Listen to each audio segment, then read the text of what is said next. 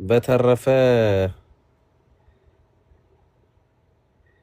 ዛሬ ያው ይዞ የመጣው አጀንዳ ታንኪዩ ኮፒ ሊንክ ሼር ለምታረጉ ዛሬ ይዞ የነበረ አጀንዳ ሰሞኑን በተለያየ በስራ መደራረብ እንደዚሁም አንዳንድ ነገሮች በውስጥ የምሰራቸው ነገሮች ስለነበሩ ጊዜ አግኝቼ በሚነሱ አጀንዳዎች ሁሉ መልስ እና የራሴን አቋም አልተናገርኩም። ወንድሞቻችን ላይ የሚደርሰውን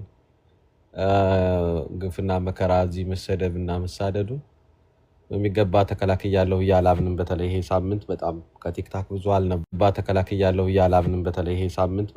ከቲክታክ ብዙ አልነበርኩ። ዛሬ ትንሽ ጊዜ ሳገኝ ለምን ገብቼ አንዳንድ ነገር አናወራም፣ በዚህ ላይም ንቃት ፈጥረን እንደምን አናልፍም በሚል ከእናንተም ለመማር እኔም የገባኝን ያህል ለማውራት ላይ የገባሁት የአርበኛ ዘመነ ካሴ በአንድ መድረክ ላይ መገኘት ምን አይነት ኮንትሮቨርሲ ፈጥሮ እንደነበር ከኮንትሮቨርሲም አልፎ አርበኛውን በስፋት ማጥቃት እንደነበረ ያው አደባባይ ነገር ስለነበር እኔም ተረድቻለሁ።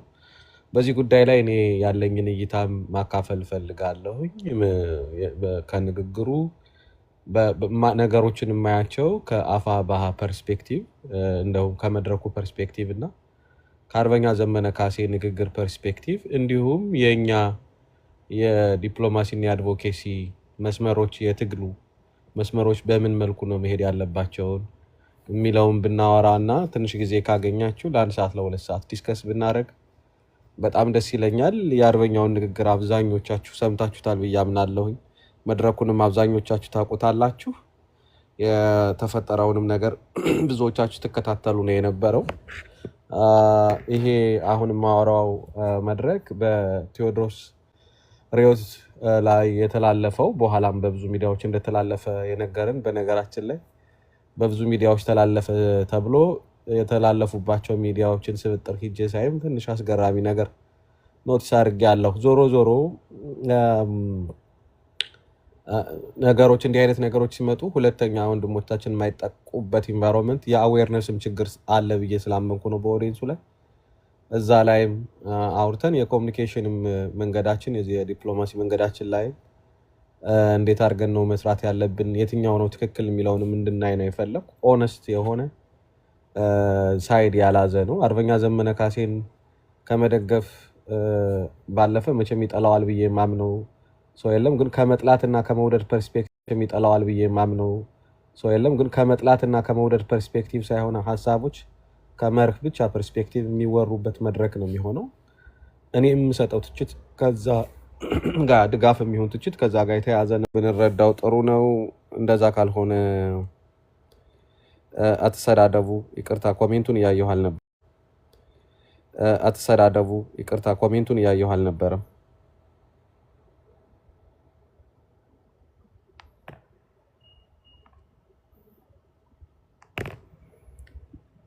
አትሰዳደቡ ፕሊዝ።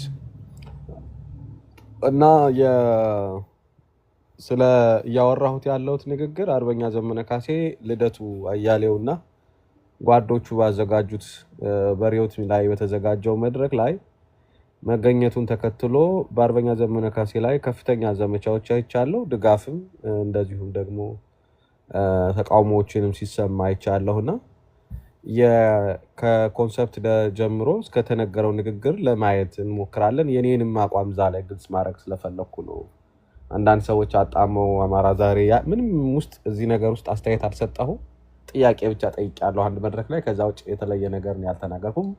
የኔ ነገር ብዙ ማተር አያደርግም። ማተር የሚያደርገው እንዴት ብንረዳው ነው ወደፊት በሰላም እንዲህ አይነት ነገሮችን በደንብ እየሰራን መሄድ የምንችለው ምንለው በጣም ኢምፖርታንት ስለሆነ ነው።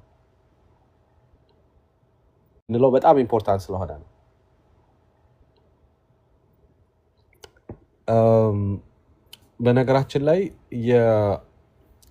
ከመድረኩ ዴፊኒሽን እንነሳና እኔ በገባኝ ከዛ እኔ ጋር ልዩነት ያላችሁ ልጆች ገብታችሁ ትሞግቱኛላችሁ።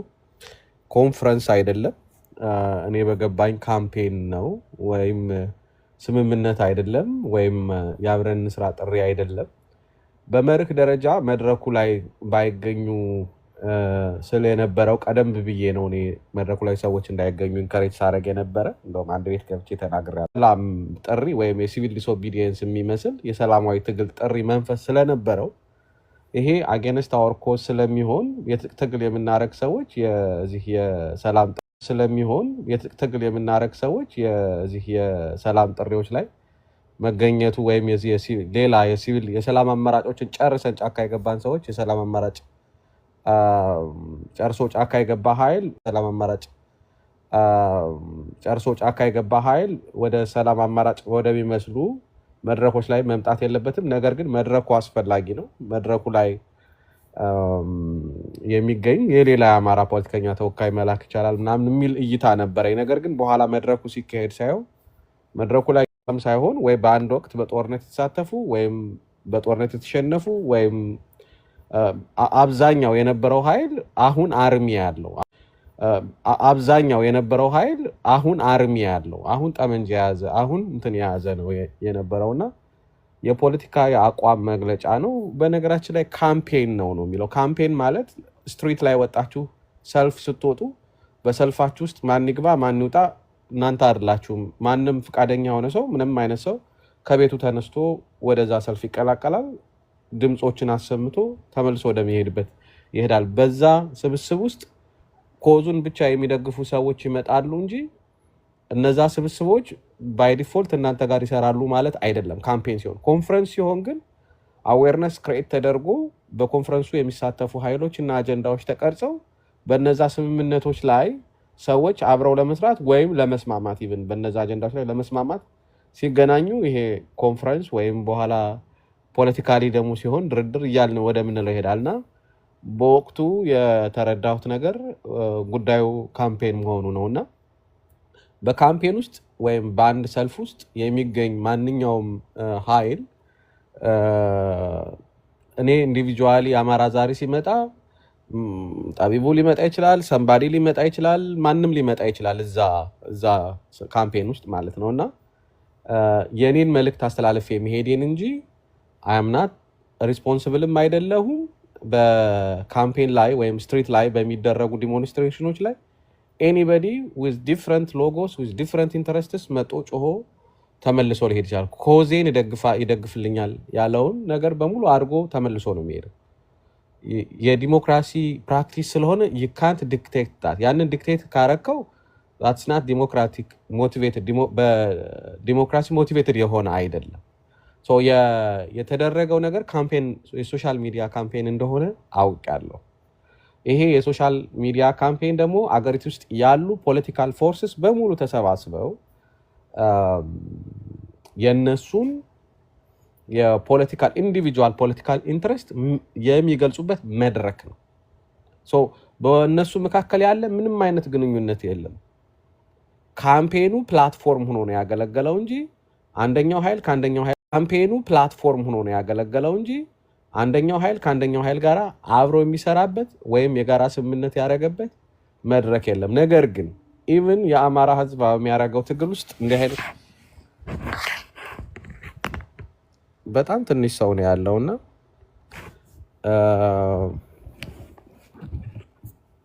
ኮፒ ሊንክ ሼር አድርጉ።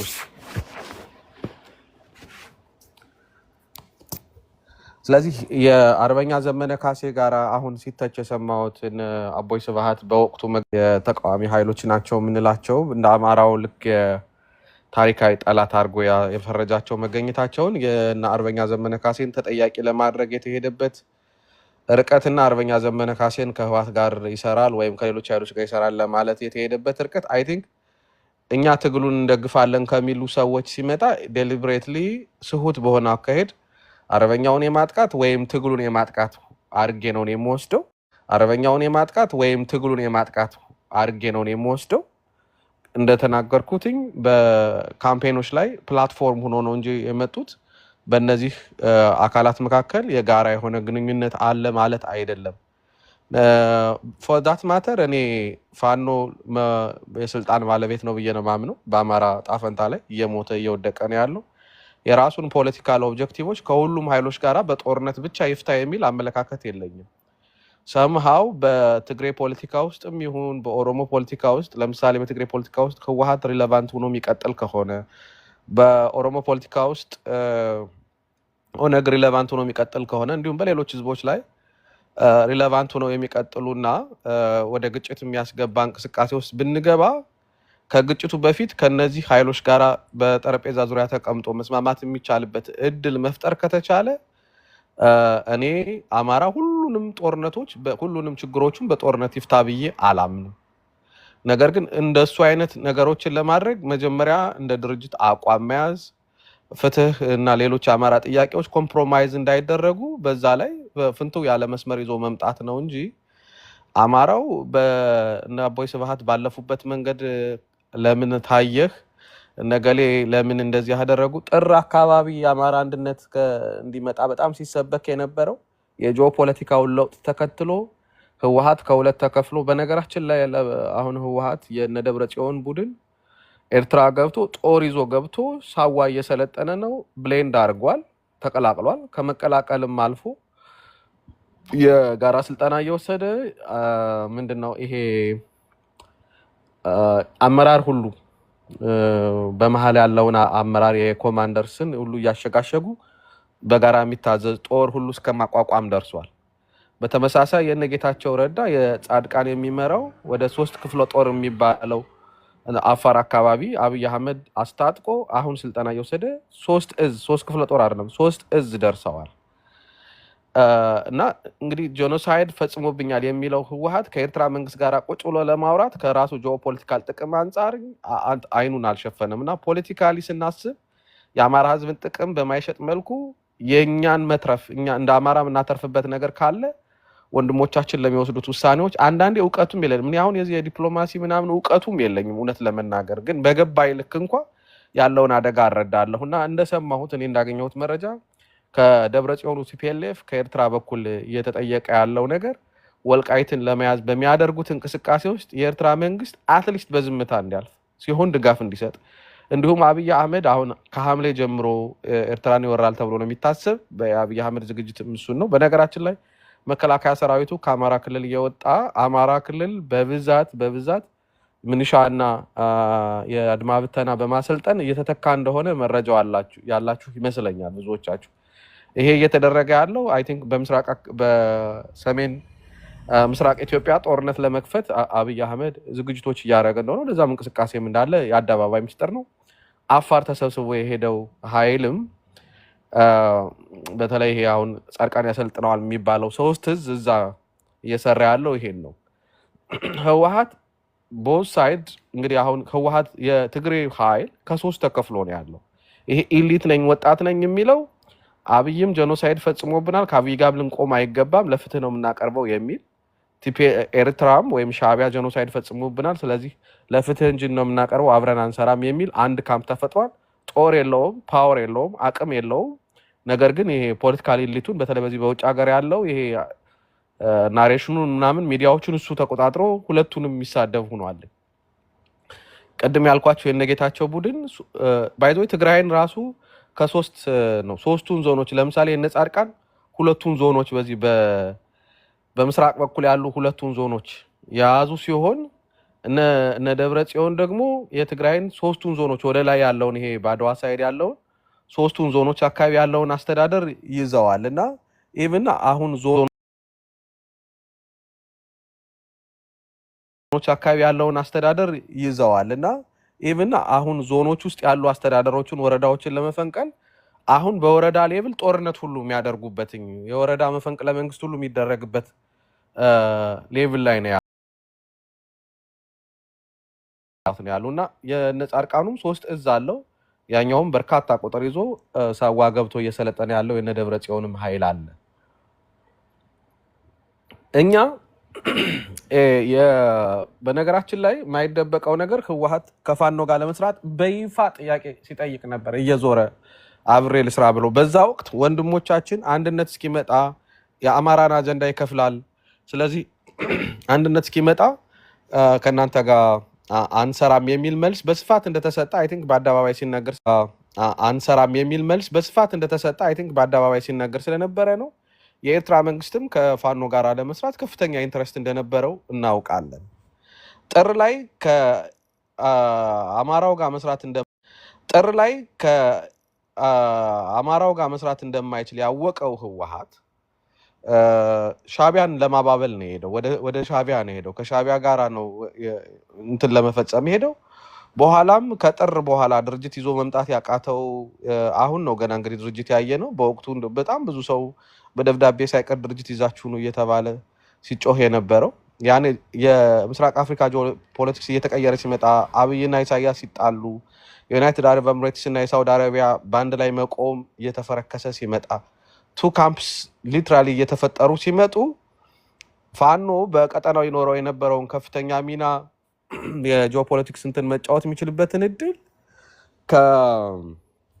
በወቅቱ ድርጅት ይዘን ባለመምጣታችን አሁንም ቢሆን ስትሮንግ የሆነ አንድነት ለማምጣት የወሰድነው ጊዜ ረጅም ጊዜ በመውሰዱ አሁንም እኛ በምናስወራው ወሬ ይሄ ድርጅት ጠንክሮ እንዳይመጣ በምናረገው ጥረት ሁለተኛ አማራጭ ሆነናል። አሁን በሻቢያ አይንም ከደብረ ጽዮን ቡድን ፋኖ የተሻለ ሆኖ እየታየ አይደለም። የደብረ ጽዮን ቡድን ስል የአማራ ህዝብ ትግል ታዝሎ የሚገባ የሌሎች ኢንተረስት ማስፈጸሚያ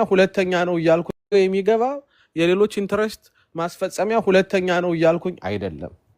ነገር ግን እንደ አርበኛ ዘመነ ካሴ እንደተገኘባቸው አይነት መድረኮች መገኘት የሚያስደነግጠን ከሆነ አይ ቲንክ ፖለቲካው አልገባንም። በመድረኮች ላይ አርበኛ ዘመነ ካሴ ቀርቦ ባረጋቸው ንግግሮች የአማራ ህዝብን ጥያቄዎችን ክዷል ወይ? የአማራ ህዝብን ጥቅም ሸራርፏቸዋል ወይ? የአማራን ህዝብ የፍትህ ጥያቄ እንትን በዛ መልኩ ቢገመገም አስተማሪ ነው የሚሆን ለሁላችንም። ነገ ተስተካክሎ በዚህ መልኩ ይቅረብ የምንለው ነገ ለሚመጣውም የዲፕሎማሲና የአድቮኬሲ ስራችንም ማስተማሪያ ነው የሚሆነው። ነገር ግን እኔ ቅድም ተናግሬያለሁ፣ መድረኩ የሰላም እና ምናምን ስለሚል እኛ ደግሞ የሰላም አማራጮችን ጨርሰን የወጣን ስለነበርን በሰላም ለውጥ ይመጣል ብለን ማናምን ከሆነ በእንዲህ አይነት መድረኮች በተለይ ፋኖ ባይቀርብ ጥሩ ነው፣ አጌንስት አወር ኮዝ ነው ብዬ በግልጽ ከመድረኩ ከመካሄዱ በፊት ነው የተናገርኩ። ነገር ግን መድረኩ ላይ የመጡ ሰዎች እውነት ለመናገር እንደተባለው ለዚህ ለሰላም ጥሪ የመጡ ሳይሆን አሁን አንጃ ያላቸው ሰራዊት ያላቸው የሚዋጉ ሰዎች ምናምን ናቸው እና ፕላትፎርሙ የራስን የፖለቲካል ኢንትረስት መግለጫ ፕላትፎርም ሆኖ ነው እንጂ ያገኘሁት የሰላም አድቮኬተርስ አይደሉም። ልደቱ አያሌውን ቆሜበታለሁ ከሚል የፖለቲካ መርሆ ጋር የሚቆም አይደሉም። አብዛኛው እዛ ፕላትፎርም ላይ የነበሩ ሰዎች በአገርም አንድነት አያምኑም፣ በዲሞክራሲ መርሆም አያምኑም። የሌላውን ህዝብ ኢንትረስትም ሰፕረስ በማድረግ የሚታወቁ ኃይሎችን ሰብስቦ ነው ስለ ሰላም እናውራ ሲል የነበረው እና ዋነኛ ሰላም አጥፊዎችን ነበረ የሰበሰበው። አርበኛ ዘመነ ካሴ እዛ ላይ ቀርቦ የተናገረው ንግግር ለእኔ ኢት ዋዝ ፐርፌክት። ከአማራ ህዝብ ጥቅም አንጻር አንዳንድ ዲቴሎች ስታወጡ ያየኋችሁ ሰዎች አሉ። ለእኔ ግን ከሞላ ጎደል ከአማራ ህዝብ ጥቅም አንጻር የፍትህ ጥያቄያችንንም ይሁን አሁን ያለንበትን የአማራ ህዝብ ሁኔታም እና የአማራ ህዝብን ፍላጎት በትክክል ሪፕሬዘንት ያደርጋሉ። አስፈላጊ ከሆነ እንዳላሰለቻችሁ ነው ንግግሩን ማሰማት እችላለሁኝ። ሌላው በዚህ መድረክ ላይ በሶስተኛ መልኩ እንድናየው የፈለግኩኝ አሁን እንግዲህ እየነገርኳችሁ ያለሁት ጂኦፖለቲካሊ አሁን ሜን ፕሌየር አይደለንም። አሁንም ቢሆን ይሄ በጣም መወሰድ አለበት። የፋኖ የዲፕሎማሲ አጽቅ በጣም ስቲል ደካማ ነው። እስካሁን በውጭ ሀገር ቢሮ የለንም። እነ ኦነግ እኮ ሶሪያ፣ ካይሮ፣ አስመራ ቢሮ ምናምን ነው የነበራቸው። ማለት የሚያስኬዱበት መጠን መለስ ዜናዊ የትግል ውስጥ ሆኖ 7 ጊዜ አሜሪካ እንደመጣ መረጃዎች አሉ። 7 ጊዜ የትግል ውስጥ ሆኖ ይሄ እኮ እንትን አይደለም እና እኛ የዲፕሎማሲ ዩኒታችን አሁን በፋኖ በኩል ያለው ጠንካራ ድርጅት ለመፍጠር በመዘግየታችን ጊዜ በመውሰዱ የተነሳ በምስራቅ አፍሪካ አሁን እኛ በጣም ጠንካራ የፋኖ ሰራዊት ገንብተን ካልመጣን አሁን አብረን እንስራ ራሱ ብንል ተለጣፊ ከመሆን ያለፈ ሚና ይኖረናል ብዬ አላምንም። ስለዚህ መሬት ላይ ያለው ድርጅት መሬት ላይ ያለው የፋኖ አደረጃጀት ጠንክሮ በቀጠናው በያኝ ሆኖ ሲመጣ ግን ተለምነን ወደ አሊያንስ እንደሚመጡ ተለምነን ከእናንተ ጋር እንስራ የሚሉ ኃይሎች እንደሚመጡ የታወቀ ነው። ነገር ግን አራ ምንም አያመጡም እኛ ተለጣፊ ከምንሆን ደግሞ ምን በቃ ምንም አያመጣም ምናምን የሚል አካሄድም ምናምን ስሰማ ነበር። ይሄም ትክክል አይደለም። የህወሓትና የኤርትራ ጥምረት ለአማራው ምንድነው? የአብይና የነጌታቸው ጥምረት ለአማራው የኤርትራ ጥምረት ለአማራው ምንድነው? የአብይና የነጌታቸው ጥምረት ለአማራው ምንድነው? ይሄ ኦነጉ ምናምን አሁን ከአብይ ጋር ለመደራደር እየሞከረ ያለው ኦነግ አብይ ጋር ሲጨምር ለአማራው ምንድነው? የኛ የኃይል ሚዛን የኛን ኢንተረስቶች የምናስጠብቃቸው በኃይል ነው እስካልን ድረስ በትንሽ የአማራ ህዝብ ጉዳት ውጤታማ የምንሆንባቸው አፕሮች ምንድን ናቸው? ኮምፕሊትሊ ህወሓትን ያየ እናጥፋው እና ህወሓትን ያየ ከህወሓት ጋር የሚደረግ ንግግር አያስፈልግም። ከህወሓት ጋርም ጦርነት ነው የምናረግ፣ ከኦነግ ጋርም ጦርነት ነው የምናረግ፣ ከአብይ ጋርም ጦርነት ነው። አብይና ኦነግ ብዙ ባይለዩም ባስተሳሰብ ወደሚል አፕሮች ከመጣን አይ ቲንክ እሱ የቀረ የድሮ ፖለቲካ ነው የሚሆነው። እኔ በግልጽ ማየት ስላለብን ማለት ነው። በወልቃይትና በራያ ጉዳይ ኮምፕሮማይዝ ሳይደረግ ለምሳሌ የትግራይ ኃይል ከአማራው ላይ ጦርነት ቢከፍት የትግራይ ኃይሉም አያሸንፍም። የአማራ ህዝብንም ትግል ሜቢ ከሁለት የመክፈል እድል ይኖረዋል። ወልቃይትን ለመከላከል የሚሄድ ፋኖ ይኖራል፣ እንዲሁም ወደ አዲስ አበባ ሊሄድ የሚል ፋኖ ይኖራል። ሜቢ ይሄ ፕሮፐርሊ ማኔጅ ካልተደረገ አብይ አህመድ በስልጣን ረጅም ጊዜ የመቆየት እድል አለው። በዚህ ሁለቱም ህዝቦች የትግራይ ህዝብም የአማራ ህዝብም ተጠቃሚ አይሆኑም።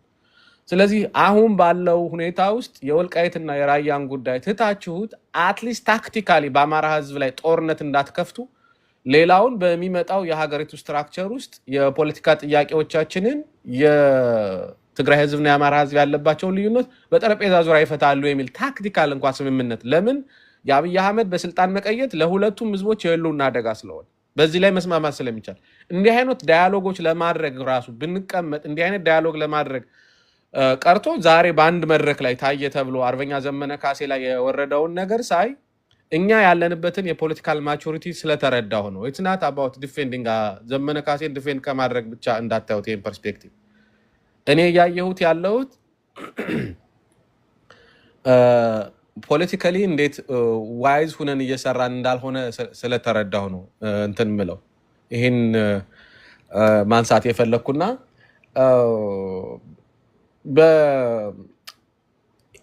ይሄን ባለማድረጋችን ለምሳሌ በቅርቡ ሜቢ የኤርትራ መንግስት ላይ አሁን የአብይ አህመድ መንግስት ጦርነት ከከፈተና በቀላሉ የኤርትራ መንግስት አብይ አህመድን ከትግራይ ኃይሎች ጋር መከላከል ከቻለ እና የኢትዮጵያ የመከላከያ ሰራዊት የሚባለውን የአገዛዙ አራዊት ሰራዊት ከውስጥም ጦርነቶች አሉበት ወደፊት መግፋት ካልቻለ ለዚህ ውለታ ሳክሪፋይ ሆኖ ለኤርትራ መንግስት ህወሓት ሲዋጋለት ገብቶ ለህወሓት ምን ሊያደርግ ይችላል? አሁን እናንተ ጄኖሳይድ የፈጸማችሁብናችሁ እንዲህ ከህወሓት ቀረበ የሚባለው ምሰማው እንግዲህ ልትክሱን የምትችሉ የወልቃይትንና የራያ መሬትን የትግራይ ርስቶችን ማስመለስ አለብን። በዛ ውስጥ የእናንተ ኢንቮልቭመንት ከማገዝ ያለፈ ወይም ዝም ከማለት ያለፈ ከአማራው ኃይል ጋር መቆም አትችሉም፣ ስጋታችሁ አይደለን ምናምን የሚል እንዲህ አይነት ነገሮች እንደተነጋገሩ ነው ያለ መረጃ። ነገ አብረው ቁመው የአብይ መንግስትን ከተከላከሉ በኋላ ምን አይነት ቅርጽ ነው ይዘው የሚመጡት? ለትግሬው ወይም ለህወሓቱ ምን አይነት ስጦታ ነው የኤርትራ መንግስት ታሳቢ አድርጎ የሚመጣው? አስበንበታል ወይ ይሄንን? እና የሚያስደነግጡንን ነገሮች እንጣላቸው፣ ባውንደሪ ያሰመርናቸውን ነገሮች። ይሄን ስል የህወሓት ጀነራሎች የህወሓት የፖለቲካል ኢሊትስ በአማራ ህዝብ ላይ ያሉ የሰሯቸውን ጭፍጨፋዎች ያደረሱብንን መከራዎች እንተው፣ የፍትህ ጥያቄያችን እንጣልላቸው እያልኩ አይደለም። እንደ ፓርቲም እንደ ግለሰብም ተጠያቂ የሚሆነው ነገር በሙሉ በህግና በደንብ ተጠያቂ ይሆናል። ይሄም ፓርት ኦፍ የድርድር አካል ሆኖ ነው የሚመጣው። ባይዞ ፍትህ ሲጀምር አትደራደርበትም፣ በፋክት ነው የምትበይነው።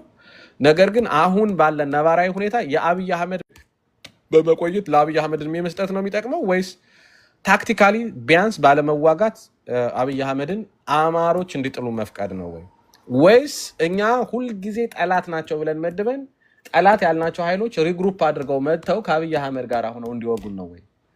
ምክንያቱም በዚህ በህርትላንዳችን አብይ አህመድ እየወጋን ነው። ነገ ደግሞ በወልቃይትና በራያ እነዚህ ኃይሎች ተሰባስበው ደግሞ ጦርነት ቢከፍቱ እኛ ያን የመከላከል ፖዚሽን ላይ ነን። ይሄ ሁሉ መታሰብ አለበትና ለምን የአርበኛ ዘመነ ካሴ በአንድ ካምፔን ላይ የህወሓት ተወካዮች በተገኙበት ተገኘ የሚለው ንግግር አስተምሮኝ ያለፈ ነገር የአማራ ህዝብ ትግል ስቲል በቀጠናዊ ሁኔታውን የመረዳት አቅሙም ይሁን የዲፕሎማሲ ስራውን ለመስራት የደረሰበት ማቹሪቲ ደካማ እንደሆነ ተረድቻለሁ።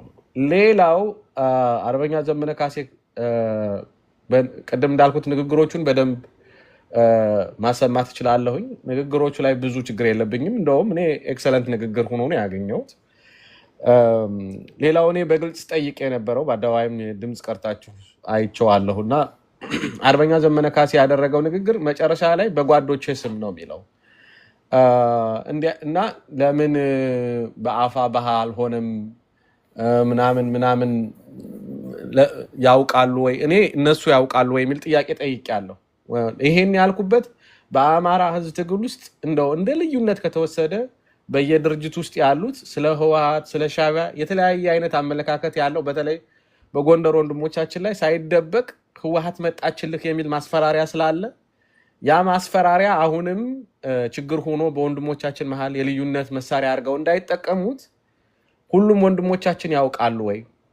በዚህ መድረክ ላይ ስለሚደረጉ ንግግሮች በዚህ መድረክ ላይ ስለሚገኙ እንትኖች እንግዶች የሚል ጥያቄ ብቻ ጠይቄያለሁ። ጥያቄ ብቻ ማለት ነው። አሁንም ኢን ፕሪንሲፕል እኔ የአፋብኃ አመራሮች ወጣው ሲናገሩ ግለሰቦች አይደሉም። አርበኛ ዘመነ ካሴ በአማራ ኩስ ከልጅነቱ እስከ እውቀቱ ድረስ መድረክ ፈጥሮ ሜንስትሪም አጀንዳዎችን በማስቀመጥ ናሬሽን በማስቀመጥ የሚታወቅ አማራ ነው።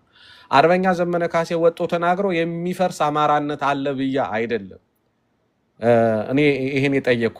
ከአርበኛ ዘመነ ካሴን ንግግር ተከትለው ግን አጀንዳ እየቀረጹ አማራነትን ለማፍረስ አርበኛ ዘመነ ካሴ ላይ ለአመታት ለወራት በተለይ ያለፈውን 8-9 ወር ሲሰራ የነበረው ከህወሓት ጋር ይሰራሉ የሚለውን ፕሮፓጋንዳ እሱን እንደ ማሳረጊያ ፕሮግራም አድርገው ይሄንን ይጠቀሙበታል የሚል ሐሳብ ስላለኝ ወንድሞቻችን በወቅቱ ያውቃሉ ወይ ብዬ ጠይቄያለሁ። እና አሁንም አይዊሽ ማንኛውም አይነት ኮሙኒኬሽን ሲደረግ ቢቻል ወንድሞቻችን ለሚዲያ ለአማራ ሚዲያዎች ለሚደረግ ኮሙኒኬሽኖች ይታወቃል በየአጀንዳው ለዛ እውቀታቸው ቅርብ የሆኑ ወንድሞቻችን የወጡ የሚሰጡት መግለጫ ጥሩ ነው። ግን ፖለቲካዊ አቋም የሚባዘባቸው መድረኮች ላይ እንደ አፋብኃ መቅረብ የሚችሉባቸው መድረኮች ቢሆኑ እመርጣለሁ እኔ። ነገር ግን በኋላም ቆይቼ ሳይ ማንም ሰው የአርበኛ ዘመነ ካሴን ንግግር ከአፋብኃ ውስጥ ወጦ የተቃወመ ወጦ ይሄ ንግግር ተገቢ አይደለም ያለ ስለሌለ ባይ ዲፎልት በዚህ ንግግር ውስጥ በዝምታ ተስማምተዋል የሚል ሐሳብ ስላለኝ በመካከላቸው ችግርም ይሆናል ብዬ አላምንም። በደጋፊው ላይ አርበኛ ዘመነ ካሴንና ከጓዶቹ ጋር ግን በደጋፊ ነን በሚሉ ሰዎች አፋብኃን ደግፋለን ወይም አማራንን አፋብኃን እንኳን አማራንን በሚሉ ሰዎች ይሰራ የነበረው ፕሮፓጋንዳ በጣም አስፈሪ ነው የነበረው። ይሄንን ክፍተት ተጠቅሞ ድርጅት የማፍረስ ትግልን የማፍረስ ስራ ሲሰሩ የነበሩ አንዳንድ ወንድሞች ታዝበናል። አይ ቲንክ መሬት ላይ ገዢ ስላላገኘ ወንድሞቻችን በጉዳዩ ላይ አስተያየት አልሰጡም። ያ ለኔ ተቃውሞ ከሌለ አይ ቲንክ ዳያል አዌር። እኔ እንደውም ባደረኩት ማጣራት ቀረጻው ራሱ የተደረገው እዛ አብረው ወንድሞቻችን ባሉበት አካባቢ እንደነበረ እና እዛ አካባቢ አዌርነሱ እንደነበረ መረጃው እንደነበራቸው አይቻለሁ፣ ሰምቻለሁ፣ ተረድቻለሁኝ። እና ስለዚህ እንትን ናቸው የኔ የነበረኝ እዚህ ንግግር ላይ በመርህ ደረጃ እንዲታይ የምፈልገው የነበረው ጥያቄ አንደኛ የመድረኩ ስያሜ ለሰላማዊ ትግል የተቋቋመ የሚመስል የሰላማዊ እንትን አይ ቲንክ ባልሳሳት እንደዛ አይነት ነው የነበረው መድረኩ። ስለዚህ እኛ ያንን አጌንስት አወር ኮዝ ነው እኛ ሙሉን ነገር አሟጠን ሄድ ነው የሚል። ሁለተኛ መግለጫዎቹ እንደ አፋብኃ አልተሰጡም የሚል ነው። እንደ አፋብኃ ካልተሰጡ ከወንድሞቻችን ጋር መረጃው ተሰጧል አልተሰጠም፣ አዌርነስ አለ፣ ከወንድሞቻችን ጋር መግባባት አለ የለም የሚለው ኮንሰርኒንግ ነው። ለምን ድርጅት ሊያፈርስብን ይችላል ብዬ ስላሰብኩ ያን ልዩነት ተጠቅሞ ሊያሰፉ የሚሞክሩ ሰዎች ይኖራሉ ብዬ ስላሰብኩ ነበር። ሌላው በጣም ስሁት በሆነ መልኩ ካምፔን ሲደረግ ያየሁትኝ የስብሃት ነጋ መገኘት ለብዙ ሰዎች ሾኪንግ ነው። በዛ ወቅት አዌርነስ ነበረ ወይ? ኢቭን በመድረኩ ላይ የተገኘ እንግዳ በሙሉ እነማን እንደሚገኙ ቅድም ኢን ፕሪንሲፕል በካምፔኖች ላይ ማንም ሰው ሊገኝ ይችላል። ፕላትፎርም ነው። ስትሪት ላይ ወጥቶ በካምፔኖች ላይ ማንም ሰው ሊገኝ ይችላል። ፕላትፎርም ነው። ስትሪት ላይ ወጥቶ ዲሞንስትሬት እንደማድረግ ነው። የፈለግናችሁትን ሰው የፈለጋችሁትን ባንዲራ የፈለጋችሁትን መሪ ይዛችሁ እንደምትወጡ ልክ እንደዛ ነው። ነገር ግን ኢቭን እንደው አዌር ነበር ወይ የሚለውንም ለማየት ለማጥራት ሞክረን ነበረ። በኋላም እነ ልደቱ ባደረጓቸው ግብረ መልስ ሚቲንጎቻቸው በተቀርጾ የወጣው ሪዮት የለቀቀው ላይ አብዛኞቹ እንግዶች እነማን እንደ እንግዳ እንደሚመጡ አዌርነስ እንዳልነበራቸው ልደቱ ሲናገር ተሰምቷል። ይሄም አርበኛ ዘመነ ካሴ በጉዳዩ ላይ ዕውቀት እንደሌለው በረሃም ሆኖ ቢሆን ለመረዳት ይያለው።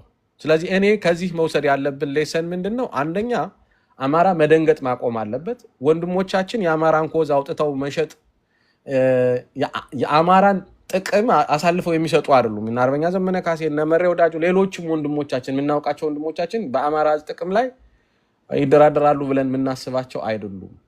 እንዲህ አይነት ወንድሞቻችን መድረክ ፈጥረው ሲመጡ መጀመሪያ ድጋፋችን ማሳየት፣ ከዛ ትችትምና የሚስተካከልም ነገር ካለ በጨዋ ደም በማጥቃት እነዚህን ወንድሞቻችን ተሳቀው ወይም ትግል በሚከፍልና በሚያጠፋ መልኩ ሳይሆን በግልጽ እንደዚህ ባይሆን የሚለው እና ከዚህ የተማርነው ምንድነው ካል ኢማቹር የሆነ የዲፕሎማሲ ስትራቴጂ ገና እንዳለን እንደ አማራ በተለይ እዚህ ኤሊት ነን የምንል ተሰብስበን እዚህ የምንጮህ ምናምን ሰዎች እዚህ አድቮኬሲ ላይ ምናምን ያለን ሰዎች እንደ አማራ የአማራን ህዝብ የዲፕሎማሲ ዳይሬክሽን ላይ አረዳዳችን ደካማ እንደሆነ ገብቶኛል። ይሄ በጣም እንትን ሆኖ አይቼዋለሁ። እንደ ሌሰን መወሰድ ያለበት ይመስለኛል። አማራ ጥቅሙን ለማረጋገጥ ከሁሉም ኃይሎች ጋር ወደ ጦርነት መግባት አለበት የሚል አመለካከት የለኝም። የቻለውን በጠረጴዛ አብይ አህመድን በስር ነቀል ለውጥ ስርዓቱን ነቅሎ ሌላ ስርዓት በማምጣት የተቀረውን ኃይል ግን ከተቻለ በተለይ ይሄ ደካማው ኃይልና የአማራን እንትን አደጋ ውስጥ የማይጥለውን አብዛኛውን ከሱ ጋር የመታኮስ ፍላጎት ማሳየቱ አስፈላጊ ነው ብዬ አላምንም። ከተቻለ በጠረጴዛ ዙሪያ መፍታት ከዋና ኮዛችን ሊያናጥበን ስለሚችል ማለት ነው። ስለዚህ ይሄ ፍጹም ጠላትነት ቋሚ ጠላትነት አሁንም አማራ ውስጥ እንዳለና ይሄ ኢማቹር እንደሆነ አይቻለሁ። ሌላው የተረዳሁት ነገር አይ ቲንክ በካምፔኑ ላይ የሚገኙ ሰዎችን ኔክስት ታይም መጠየቅ ተገቢ ነው። እንዲህ አይነት አጀንዳዎች እንዳይሰፉ እነማን ይገኛሉ፣ እንዴት አይነት እንትኖች ናቸው። ለዚህም ደግሞ እኛ እንደ አማራ እዚህ ውጭ ያለን ሰዎች አዌርነስ መፍጠር ለወንድሞቻችን መሬት ላይ እንደዚህ ባይሆን እንደዚህ ቢደረግ የሚለው ይሄን እንደ ሌሰን መውሰድ ያስፈልጋል። ሌላው ድርጅቶች ከመጡ መግለጫዎችም ይሁኑ የሚደረጉ ንግግሮች እንደ ድርጅት ቢሆኑ እንደ ድርጅት፣ ምክንያቱም የአርበኛ ዘመነ ካሴ ዕዳ ብቻ አይደለም፣ የሀብቴ ወልዴ ዕዳ ብቻ አይደለም። ከዚህ በኋላ በሚያደርጓቸው ንግግሮች ድርጅቱ ነው ከመስመሩ አንጻር ኃላፊነት መውሰድ ያለበት፣ ድርጅቱ ነው ሌቭል የሚደረግ። እንደ ግለሰብ ከዚህ በኋላ ተጠያቂነት ቴክኒካሊ እንደ ግለሰብ ነው። ነገር ግን ለአማራ ህዝብ ቃል ኪዳን የገባው ድርጅቱ ነው። ይሄ ድርጅት የእሱን አቋም በመሪዎቹ በኩል ኤክሰርሳይዝ ቢደረግ መልካም ነው። ይሄን እንደ ሌሰን መውሰድ ያስፈልጋልና አይ ሆፕ ወደፊት የሚመጡ አመራሮቻችን ሲመጡ ወደ አደባባይ መግለጫዎቻቸው የሆኑ እንቅስቃሴዎቻቸው እንደ አፋብኃ ወይም እንደ ድርጅት እንደ ግለሰብ ሳይሆን እንደ ድርጅት እንዲሆን ይሄን ሌሰን ቢወሰድ መልካም ነው። ምክንያቱም ነገ ኮንትራቨርሲ ያላቸው እንደዚህ አይነት አጀንዳዎች ሲነገሩ አደጋ ውስጥ ሊጥሉ ይችላሉ። ይሄን እንደ ሌሰን አማራው ቢወስደው መልካም ነው። ከዛ ውጪ የጂኦ ፖለቲካል ዕውቀታችንም አሁን ያለውንም የምስራቅ አፍሪካ አሰላለፍ ምናምን የተከታተለ አማራው በዛ መልኩ ስራ እየሰራ እንዳልሆነ በዛ መልኩ መረዳት እንደሌለን እንትን ብያለሁ። በጣም ሾኪንግ ግን አሁን ይሄን ቤት እንድከፍት ያደረገኝና በጣም ሾኪንግ አስደንጋጭ ነገር አማራው ማለት ያለበት የሰማሁት ነገር የልደቱ አያሌው ግሩፕ ዝም ብሎ ወይም የነጀዋር ግሩፕ ዝም ብሎ የመጣ ግሩፕ አይደለም። ይሄን ስል አርበኛ ዘመነ ካሴ በዚህ ጉዳይ ዕውቀት አለው እያልኩኝ አይደለም። አርበኛ ዘመነ ካሴ እንደውም ወጦ በመናገሩ አትሊስት አማራው በዚህ ውስጥ ቮይስ አለው የሚል ነገር እንዲሰማ አድርጎታል ብዬ አምናለሁ። ይሄ ዲፍረንት ፐርስፔክቲቭ ሊኖራችሁ ይችላል። ሃይ ሌቭል ኢንፎርሜሽን የደረሰኝ እነ ጀዋርንና እነ ልደቱን አሜሪካኖቹ እንደሚያገኟቸው መረጃ አግኝቻለሁ። ሃይ ሌቭል ነው። ስለዚህ ይሄ መድረክ በምን ነው የሚጠናቀቀው? በምን መንገድ ሂዶ ነው? በዚህ መድረክ የአማራ ሕዝብ ጥያቄ ይመለሳል ወይ? በዚህ መድረክ እኛ ምንድን ነው የምንፈልግ? ፕራክቲካሊ በዚህ መድረክ ነው ትግላችን መሳካት የሚችል ወይስ ይሄን መድረክ ኢንተርቴን ነው ማድረግ